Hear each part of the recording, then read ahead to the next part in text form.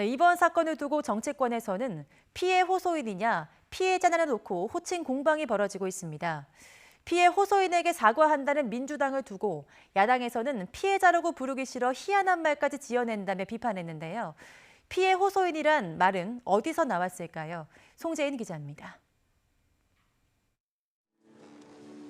고 박원순 서울시장 조문을 둘러싼 논란이 고소인에 대한 호칭 공방으로 번졌습니다.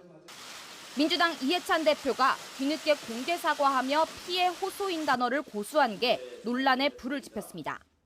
피해 호소인께서 겪으시는 고통에 깊은 위로의 말씀을 드리며 이런 상황에 대해 민주당 대표로서 다시 한번 통절한 사과의 말씀을 드립니다. 이에 통합당이 피해자를 피해자로 부르고 싶지 않아 만들어낸 희한한 말이라고 쏘아붙이면서 여야 공방으로 이어졌습니다. 피해자라고 하지 않고 피해 호소인이라고 해서 또다시 2차 가해적인 그런 행동이 나온 점은 매우 아쉽게 생각합니다. 하지만 피해 호소인이 신조어는 아닙니다.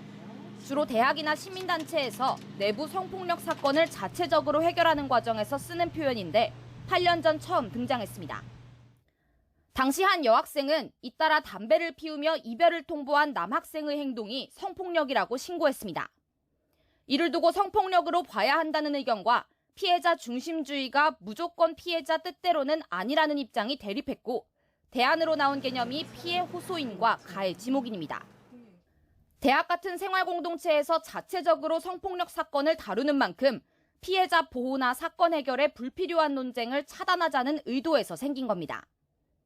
따라서 박 시장의 성추행 의혹과 관련해선 피해 호소인이라고 부를 마땅한 이유가 없습니다.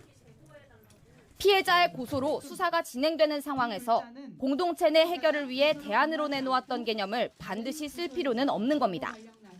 법적으로도 입건만 되면 판결 확정 전 고소인을 피해자라 부르는데 문제가 없습니다. 피해자가 위력에 의한 성추행 피해 사실을 공개적으로 밝힌 만큼 피해자로 명명하는 게 옳습니다. 민주당은 뒤늦게 고소인을 피해자로 바꿔 부르며 수습에 나섰습니다.